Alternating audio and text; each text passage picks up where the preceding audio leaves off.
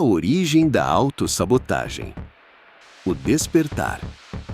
Você já acordou sabendo exatamente o que precisava fazer e mesmo assim não fez?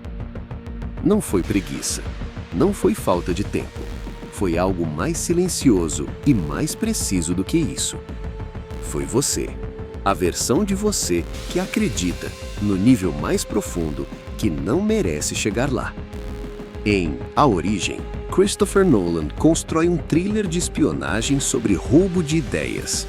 Mas o que ele realmente fez foi um manual clínico sobre como a mente humana se autodestrói. Hoje não vamos analisar o filme. Vamos usar o filme como bisturi. Porque o que acontece com Cobb não é ficção científica, é psicopatologia com fotografia premiada. Parte 1.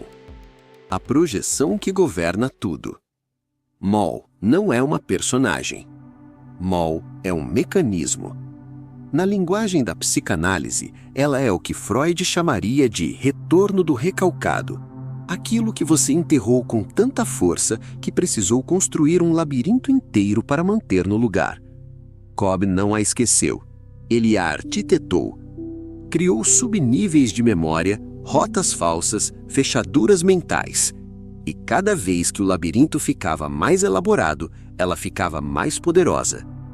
Aqui está o mecanismo que você precisa entender. O recalque não destrói o conteúdo emocional. Ele o conserva intacto, fora do tempo. A culpa que você enterrou aos 15 anos está tão fresca quanto estava então. E ela não fica parada. Ela aprende a topografia da sua vida e aparece exatamente onde pode fazer mais estrago. Na véspera de uma conquista, no momento em que alguém decide confiar em você, quando finalmente parece que vai dar certo. Moll não é sua inimiga. É a parte de você que ainda está cumprindo uma missão antiga, te proteger de uma dor que você nunca processou. Então eu te pergunto diretamente, quem é a sua Moll? Não como metáfora motivacional, como diagnóstico. O que especificamente aparece no momento em que você está a um passo de algo importante? Qual voz? Qual imagem? Qual sensação física te para? Porque se você não conseguir nomear isso, ela vai continuar operando no escuro, e é no escuro que ela é mais eficiente. Parte 2. Inception como modelo de trauma. Existe uma reviravolta que a maioria das análises de A Origem evita encarar de frente. Cobb fez Inception na própria esposa. Ele entrou na mente dela, encontrou o núcleo das suas certezas e plantou uma ideia lá dentro. Este mundo não é real.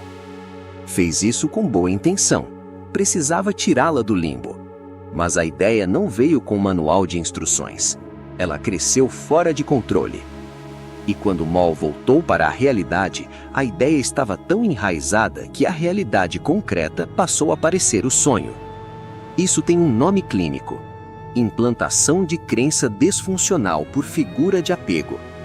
Quando alguém que você ama, um pai, uma mãe, um parceiro, planta uma ideia sobre quem você é, essa ideia não entra pelo córtex pré-frontal. Ela entra pelo sistema límbico, que é onde moram as certezas que não precisam de prova. E é lá que ela fica.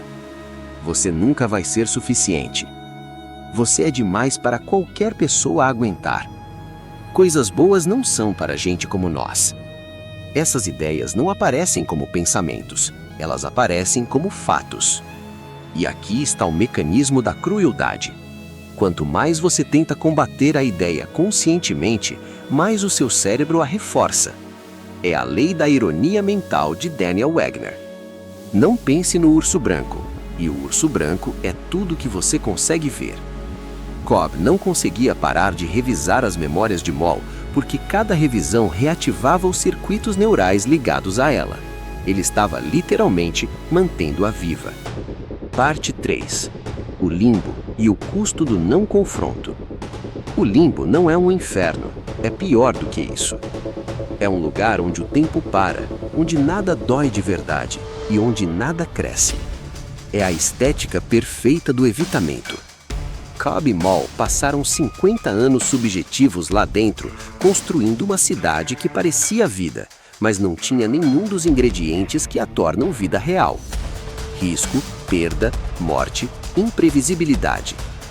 E quando você vive em evitamento, quando você não confronta a sua mol, quando você não processa o trauma, quando você continua refazendo os mesmos padrões porque a alternativa parece insuportável, você também está no limbo. Tudo parece controlado, tudo parece seguro, e nada, absolutamente nada avança. No clímax, Cobb encontra Mol uma última vez, e ela oferece o que todo mecanismo de evitamento oferece: conforto, familiaridade, a ilusão de completude. Fique, o que você vai encontrar lá em cima não vai ser melhor do que isso. E ele faz a coisa mais difícil que um ser humano pode fazer. Ele discorda da voz mais íntima que existe dentro dele. Ele diz: você não é ela, você é a minha ideia dela, e minha ideia sempre foi imperfeita. Isso não é autoajuda, isso é diferenciação do self, o termo que Mary Bowen usou para descrever a capacidade de se separar emocionalmente das narrativas que internalizamos das pessoas que amamos.